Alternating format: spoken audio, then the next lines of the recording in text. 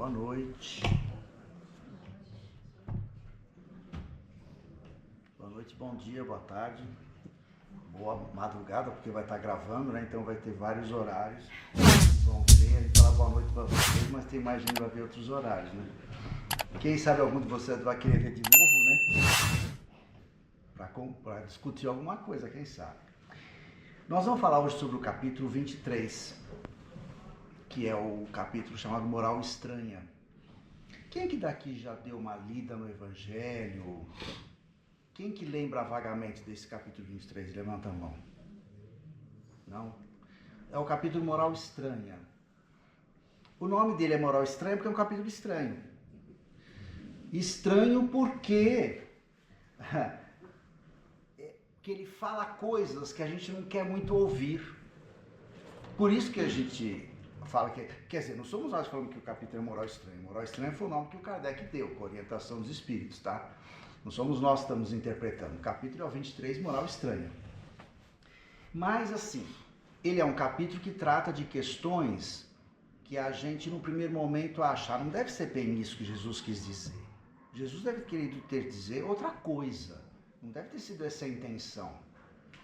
E, obviamente, que eu vou falar de acordo com a minha interpretação. Cada vez que alguém vem aqui e ocupa essa tribuna para falar do Evangelho, é a nossa interpretação. A gente tem uma ajuda espiritual, para não falar muita bobagem, né? Em relação a vocês e respeito a quem está ouvindo, mas é uma interpretação da gente. É a minha leitura que eu estou fazendo no capítulo que eu vou passar para vocês.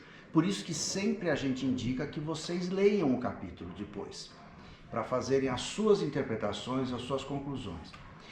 Então, isto posto, vamos falar sobre esse capítulo que fala sobre questões que são estranhas, esquisitas, né? E eu acho que Jesus quis dizer isso mesmo, tá?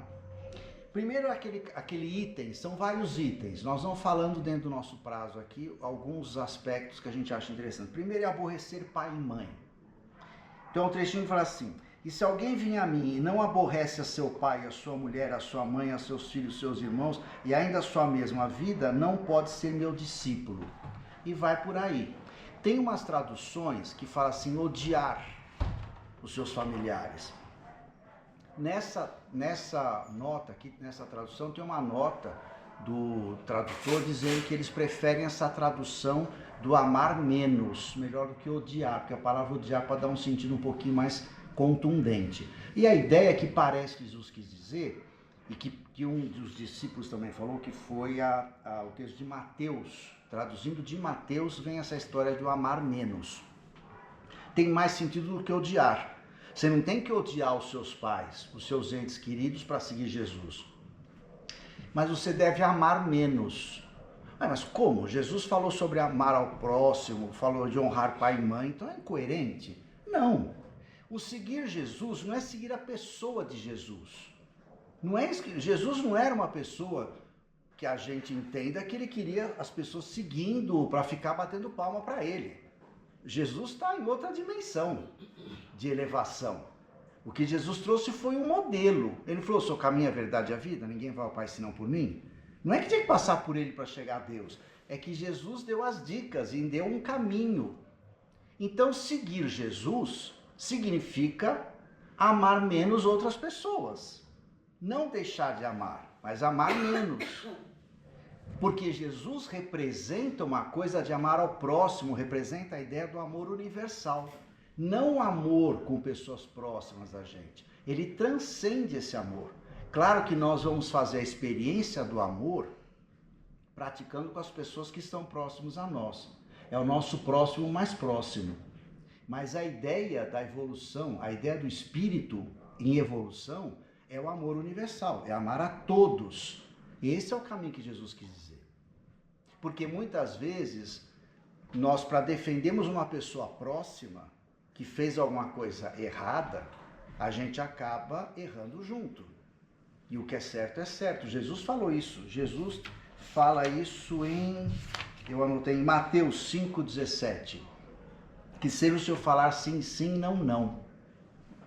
Se a gente é correto, a gente é íntegro, a gente é honesto, e a gente tiver que discutir com uma pessoa querida, próxima, nossa, um filho, um pai, um irmão, uma mãe, um parente, uma sogra, um genro, não importa, a gente vai contra, se for para defender algo que seja maior, que seja de interesse coletivo. Porque muitas vezes nós, com a desculpa de cuidar dos nossos próximos, somos sectários e defendemos ideias que não são muito apropriadas. Então, Jesus falou para a gente ampliar a ideia do amor. Então, o primeiro ponto é esse, que já é uma coisa meio, para nós, complicada. Parece. Então, Jesus está incitando a gente a desmontar as famílias. Lembra, tem outro trecho de Jesus também, que falam para Jesus assim, olha, sua mãe e seus irmãos estão lá fora. Ele fala, mas quem é minha mãe e quem são meus irmãos? No sentido, naquele momento, quem estava com ele eram as pessoas que compartilhavam das suas ideias. Então, Jesus sempre trouxe essa ideia ampla de vamos respeitar os nossos entes queridos, respeitar os familiares da gente. Jesus respeitou a mãe dele, respeitou a família, mas vamos ampliar o amor, para o amor ser universal. E isso a gente vai treinar o desapego. Muitas vezes nós temos o nosso amor familiar, muitas vezes é um amor muito possessivo. É aquele amor de eu te dou tudo, mas eu te cobro. De maneira sutil ou não, declarado ou não, mas eu vou te cobrar. Muitas vezes as pessoas fazem isso. O amor de mãe é um exemplo de amor. Mas muitas vezes as mães acabam cobrando o que dão para os seus filhos. De amor ou de qualquer outra coisa. E ficam com expectativas. Criam os filhos pensando naquilo que eles acham, que as mães pensam, que os pais pensam que é melhor para eles. Na carreira deles, no companheiro que eles acham melhor para os seus filhos. E quem sabe disso são os outros. Nós somos espíritos, né? Os pais, eles criam para o mundo. E muita gente esquece disso. E aí depois tem um outro texto que ele fala do abandonar pai, mãe e filhos. Também essa é a ideia. Para você seguir Jesus, às vezes você abandona tudo e se volta para essa ideia do amor universal. Que parece, de novo, para a gente que fica incoerente, né? Mas não é não. E tem um trecho interessante aqui, que chega para ele e fala assim, Senhor, seguir-te-ei, mas dá-me licença que eu vá primeiro dispor dos meus bens que tenho em minha casa. Respondeu Jesus, ninguém que mete a sua mão ao arado e olha para trás é apto ao reino de Deus. Quer dizer, a pessoa queria seguir Jesus, mas primeiro eu vou resolver a minha questão financeira. Ou seja, ele estava muito mais apegado a isso. Você precisa se desligar de tudo para seguir Jesus? Não. Se você tem bens materiais, você tem que abrir mão de tudo? Não. Você pode usufruir dos seus bens materiais, que foram conseguidos, amealhados e conquistados com o seu esforço, com o seu trabalho, com aquilo que é justo. Pode até ser uma herança, mas que você faça jus a essa herança. Então você pode administrar, você pode vivenciar isso, você pode usufruir disso. Mas isso não é a coisa mais importante. A gente não vive em função disso, essas coisas nos servem, não nós servimos. Essa hora de servir a Deus é mamon. Eu uso a riqueza, eu uso para fazer coisas úteis, não viver em função disso. Então aquele que tem que, ele fala assim, então você vai pegar no arado, você olha para trás? Não, você olha para frente. Se você vai se dedicar a um trabalho maior, você vai para frente. Não fica olhando o teu passado. Se liberta do passado. E se o teu passado significa bens materiais, abra a mão deles. Até porque nós aprendemos com a doutrina que eu não sou um corpo que tem um espírito. Eu sou um espírito que tem um corpo. Então aqui é um espírito. Nessa encarnação, desse jeito, nessa situação. Mas eu vou me desligar disso quando eu desencarnar e vou ter numa outra situação. Aí sim que eu vou mostrar o que eu sou. Tanto é que a gente usa o conceito de desencarnação. Não é morte. A gente não morre. O nosso corpo morre. Nós não morremos nunca. Nós somos imortais. Hoje eu estava conversando com uma pessoa e eu falei, não sei o que, não, fulano que desencarnou. A pessoa me olhou. Não entendi. Eu falei, ele morreu. Porque às vezes a pessoa não está muito acostumada com essa ideia de desencarnação. Você fala que a pessoa desencarnou. Mas o que aconteceu com ele? Né? Ele está doente? Não, ele desencarnou, ele morreu, ele saiu da carne. Ele, espírito, saiu. Daí o conceito doutrinário de desencarnação. Eu sou um espírito, quando eu saio da carne, eu desencarno, eu não vou morrer nunca. Nós não vamos morrer. Não só espírito, ninguém morre, né? Porque com todo mundo o espírito vai se desligar. Então, abandonar tudo significa desapego, coisa que a gente é muito apegado, né? Aí tem outro aqui, deixai os mortos ou enterrar os seus mortos. Óbvio que Jesus não quis dizer, se você tem um parente seu, que nem tem uma história aqui, Senhor, permite-me que eu vá primeiro enterrar meu pai. E Jesus lhe respondeu, deixa que os mortos enterrem os seus mortos, e tu vai e anuncia o reino de Deus. Claro que Jesus não quis dizer exatamente, deixa o seu pai insepulto e vai fazer outra coisa. O enterrar o corpo é uma coisa. Quando ele fala isso, deixe os mortos enterrar os seus mortos, muitas vezes nós tem uma mensagem em Fonte Viva, a mensagem Acorda e Ajuda. Quem gostar do Fonte Viva e depois quiser olhar, Acorde e Ajuda do Fonte Viva, onde ele fala sobre essa coisa dos mortos enterrar os seus mortos. E ele fala sobre essa ideia, o Emmanuel, de que nós muitas vezes somos mortos vivos. Morto enquanto não sei aproveitar as oportunidades dessa encarnação. Muita gente pensa aí, eu vou viver a vida, eu vou aproveitar cada instante. Sim, nós devemos aproveitar, depende do que eu entendo por isso. Tem pessoas que entendem aproveitar a vida, viver cada instante, viver tudo que tem vontade de fazer, sem pensar nas consequências. Você pode se divertir? Sim, tudo bem, mas só se divertir, não vai fazer nada de útil, não vai trabalhar, não vai se dedicar a nada, a uma causa mais nobre. Mesmo que seja no seu trabalho profissional, você correto, você um trabalhador honesto no seu trabalho, se você fizer o teu papel direito, já está fazendo uma grande coisa. Se você puder fazer um outro tipo de trabalho voluntário, melhor ainda. Tem pessoas que têm essa possibilidade, todos têm a possibilidade. É questão de a gente saber administrar o nosso tempo. Tempo é a coisa que todo mundo pode saber administrar. A gente administra quando a gente quer. Então, se ocupar de maneira saudável, isso é legal. Agora, vou viver a vida intensamente. Qual que é o teu referencial? É material? Então é trabalhar, ganhar e se divertir bastante com coisas materiais. Se você acha que isso é importante, talvez depois você vai perceber que não foi muito apropriado isso, né? Porque as experiências foram só enquanto você é corpo físico, só que enquanto espírito aqui não te acrescentou muita coisa. Então essa história dos mortos enterrar os seus mortos, tudo bem. Então você vai enterrar. Ele podia enterrar o morto, o pai dele que desencarnou. Mas não viver em função de quantas vezes que nós enterramos um ente querido e ficamos pensando naquele ente querido por muitos e muitos anos. Ele já partiu. Na realidade ninguém parte, né? As pessoas voltam. A gente quando a gente reencarna, a gente parte. A vida verdadeira é a vida espiritual. Quando você reencarna, você parte do mundo verdadeiro para um mundo transitório. E a gente tem essa ideia de que quando a pessoa desencarna, ela parte. Não, ela volta para a pátria espiritual, para o mundo verdadeiro, para o mundo que é eterno. Então, o viver cada momento é o sentido de aproveitar cada momento, considerando que eu sou um espírito encarnado. E essa questão de cada situação que você tem, que te permita uma experiência enriquecedora para você e para as pessoas que convivem com você. Que a gente tenha sempre essa percepção. O que eu estou fazendo com o meu tempo? De que maneira eu estou aproveitando esse meu tempo? De maneira mais útil para mim e para os outros. E aí, essa questão do apego, a gente volta a pensar. Porque é muito normal, por exemplo, não tem como a gente avaliar o tamanho de uma dor, né? Dor física não dá para avaliar, né? O cara bateu o dedão do pé e o outro bateu a cabeça. Claro que existem dores um pouco mais complicadas, né? Cólica renal é difícil, dor de parto é difícil, tem dores que são mais complicadas, mas cada um tem uma sensibilidade à dor diferente. Tem pessoas que são resistentes à dor e tem pessoa que qualquer dorzinha já está muito mal. Então dor física não dá para avaliar, imagina dor de sentimento. Talvez uma das dores mais difíceis de administrar seja a dor de enterrar um filho. Quando os pais passam por isso, é muito difícil.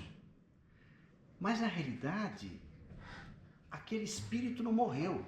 Foi aquele corpo que parou de existir e aquele espírito se libertou.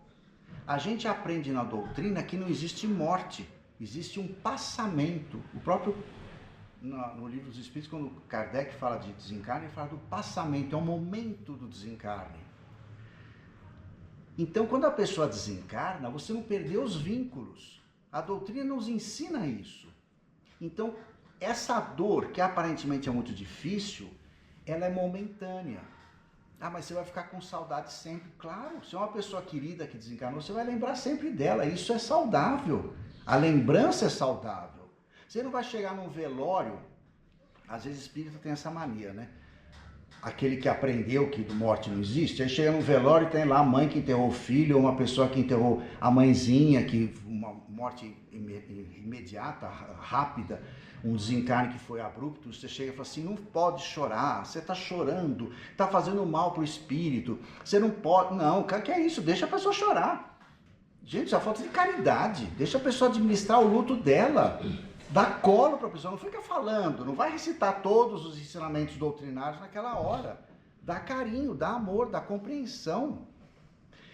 Tenta falar alguma coisa no sentido de orientar, olha, a morte não existe, ele está amparado, ela está amparada, o plano espiritual está lá acolhendo, ela não está abandonada, não importa que tipo de desencarne for, ela vai ser amparada de alguma forma ou de outra. E dá um abraço na pessoa e fala pouco. E sinta mais, porque falar demais numa hora dessa só atrapalha.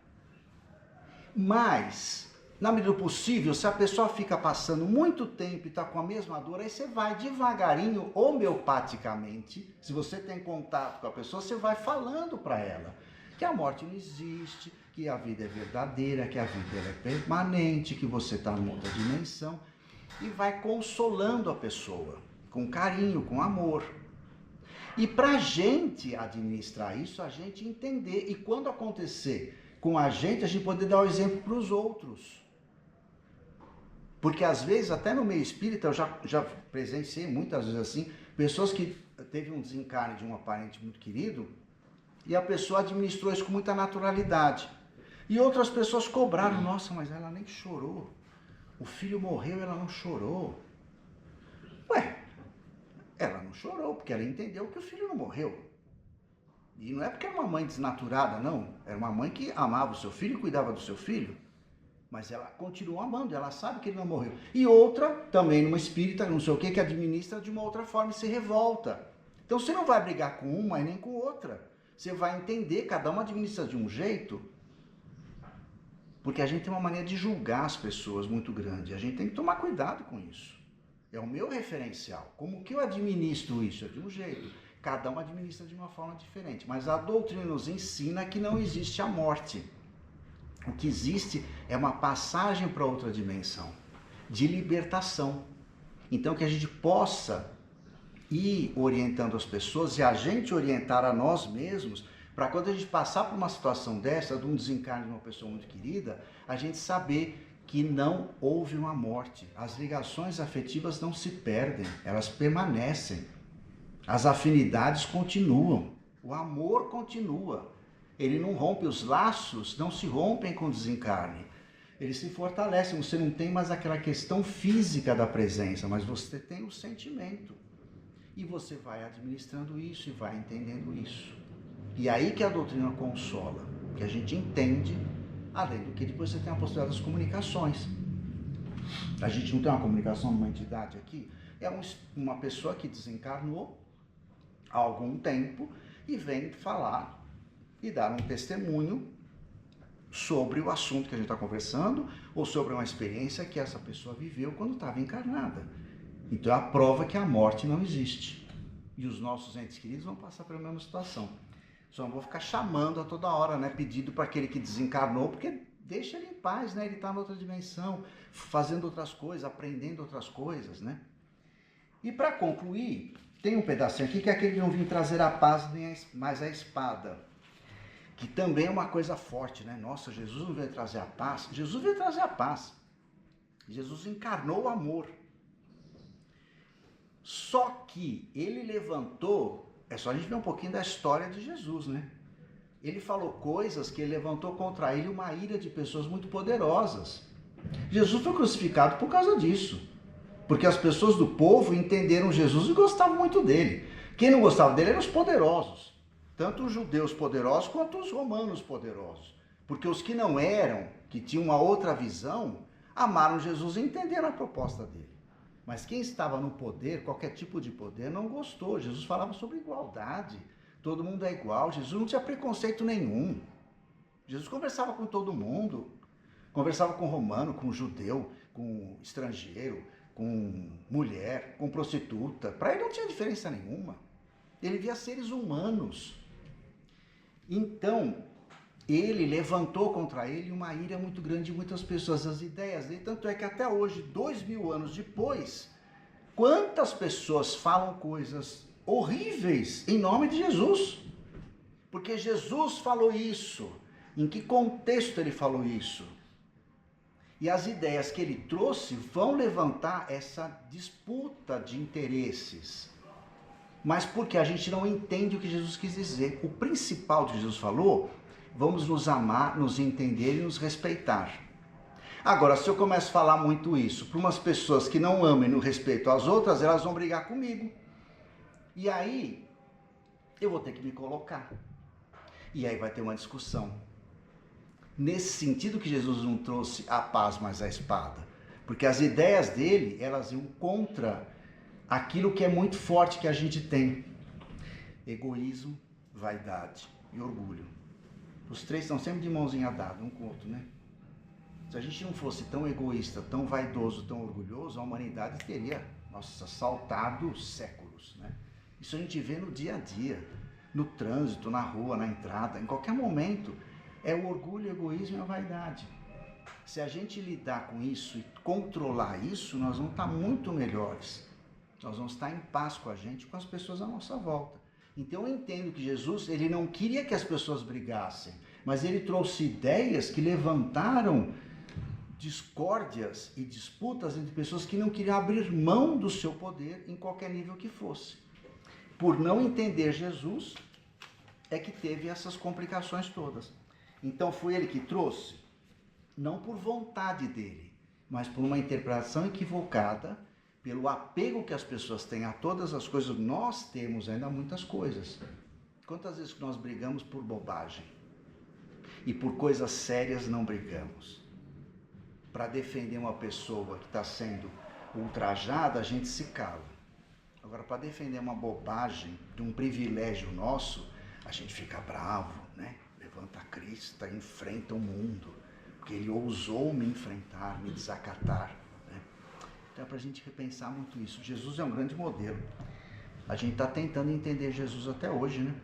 Só que já se passaram 2000 anos. Será que a gente vai demorar quantos mais 2000 anos, né? Nós vamos ter que ir para outro planeta ainda para poder perceber. Está na hora da gente começar a fazer um cursinho mais intensivo de perceber o que Jesus quis dizer. Para a gente ser melhor, a gente está mais em paz com a gente, né? E que Jesus nos abençoe, que nós possamos nos abençoar sempre.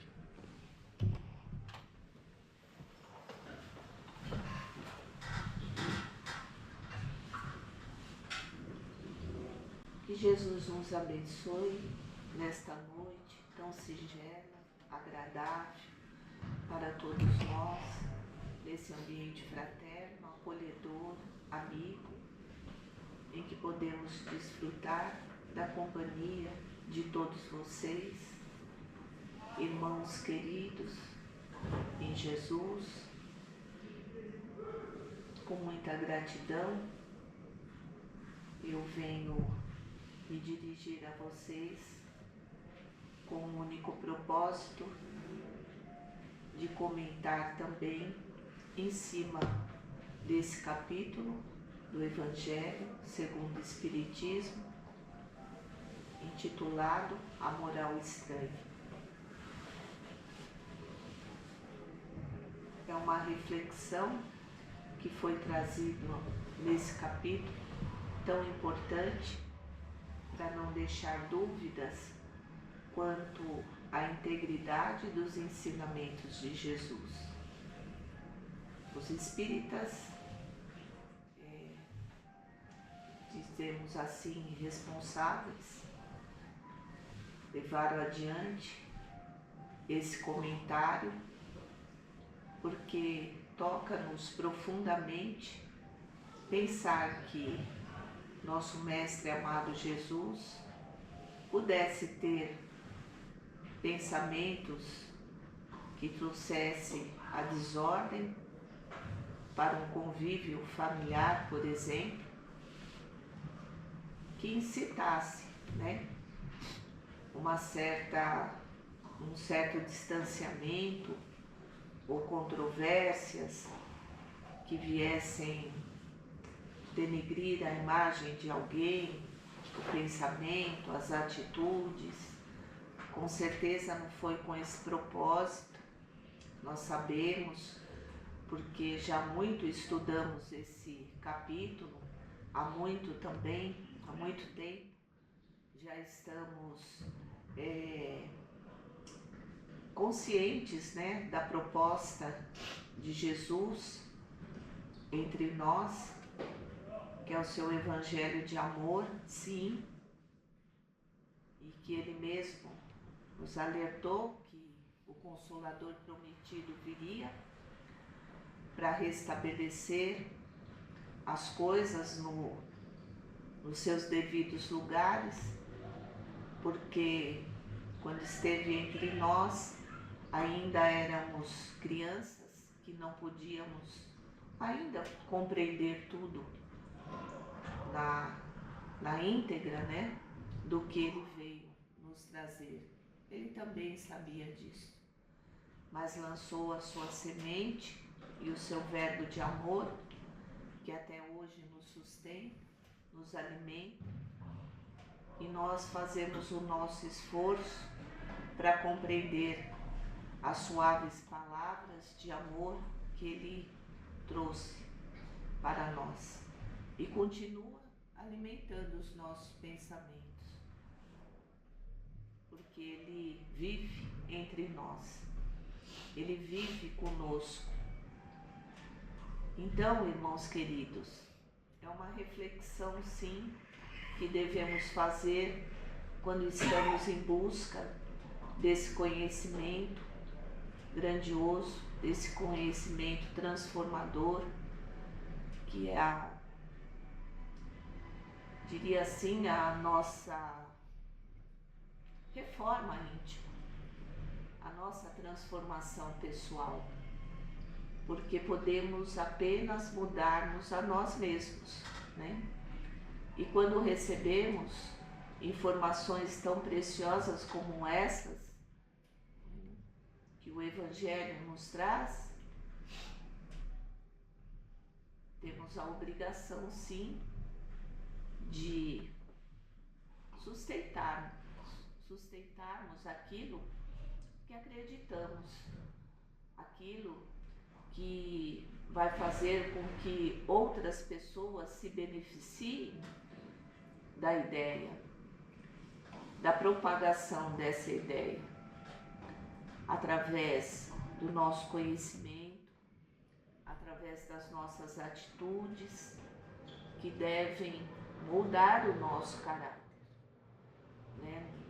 Claro que ninguém vai dizer aquilo que não sabe ou que não pratica, né?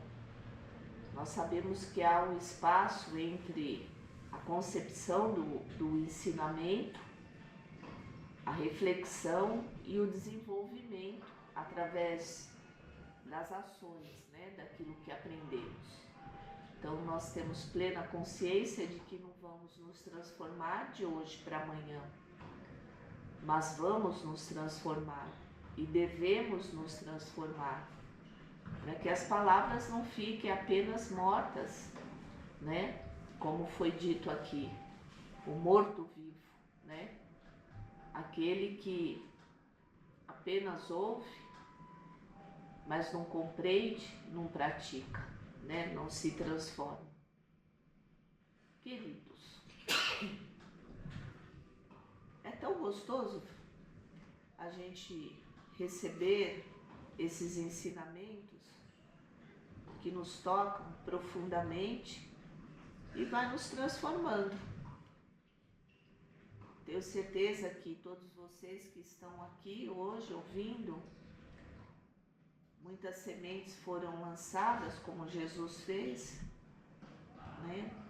um evangelho, uma frase, um capítulo, uma interpretação tocou o coração de cada um, o sentimento de cada um, e começou a trazer uma certa incomodação, porque é a imperfeição, e a imperfeição precisa ser lapidada, né? Para nos trazer aquela tranquilidade para o espírito, a certeza de que estamos realmente seguindo o Mestre Jesus, que estamos dentro das leis divinas. Isso nos toca profundamente a consciência. Então é esse processo que o Evangelho de Jesus, os ensinamentos dele, movimenta dentro da gente essas emoções, esses sentimentos, há muito ainda cristalizados, adormecidos, mas a verdade é que nós vamos nos transformar para melhor sempre, porque eu sempre penso assim, eu vejo, ouço falar muitas vezes de espíritos tão nobres, né?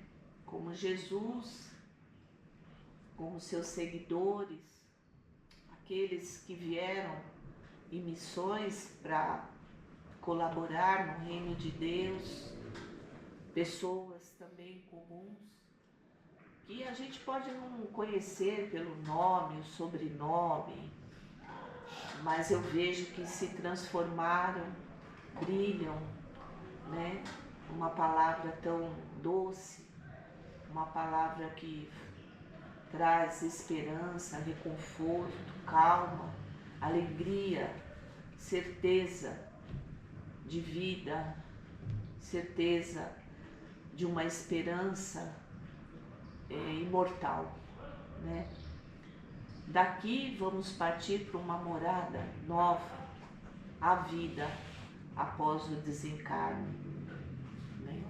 Como há vida na matéria também, o espírito tem que desenvolver essa oportunidade tão sagrada dada por Deus, nosso Pai, nosso Criador. Então,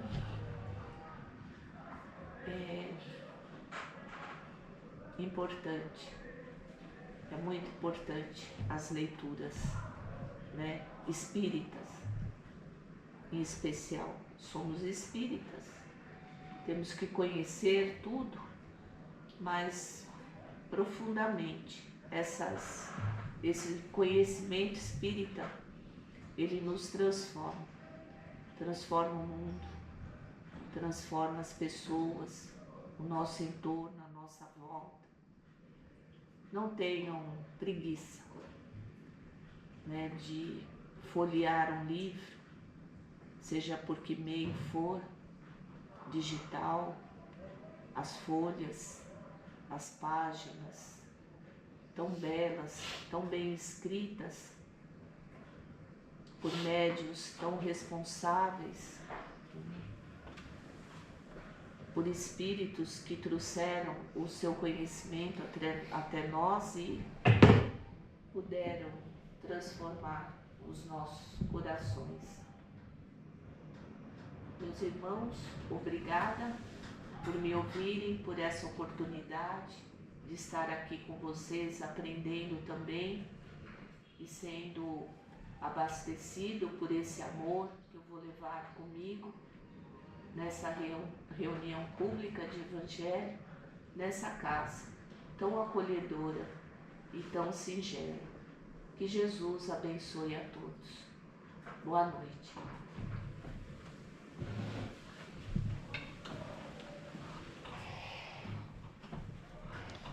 Agradecemos as palavras da entidade amiga. Que você vá em paz, esteja sempre em paz também. E agora, nesse momento que nos preparamos para o encerramento do trabalho, vamos estreitando mais ainda os nossos laços, a nossa ligação com o alto, sempre ligados à espiritualidade maior, para que cada um de nós receba aquilo que for importante, o seu equilíbrio físico e espiritual.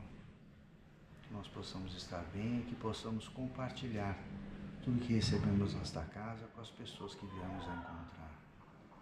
E para facilitar essa nossa percepção e essa recepção de fluidos benéficos, vamos fazer mentalmente aquela prece que Jesus nos ensinou, refletindo sobre cada uma das suas proposições. Pai nosso que estais no céu, santificado seja o vosso nome. Venha a nós o vosso reino, e seja feita a vossa vontade, assim na terra como no céu. O pão nosso de cada dia dai-nos hoje. Perdoai as nossas dívidas, assim como nós perdoamos aos nossos devedores. E não nos deixeis cair em tentação, mas livrai-nos do mal. E que assim seja. Agradecidos por tudo que recebemos, possamos ir em paz e colaborarmos para que a vontade do Pai seja feita sempre. Que assim seja.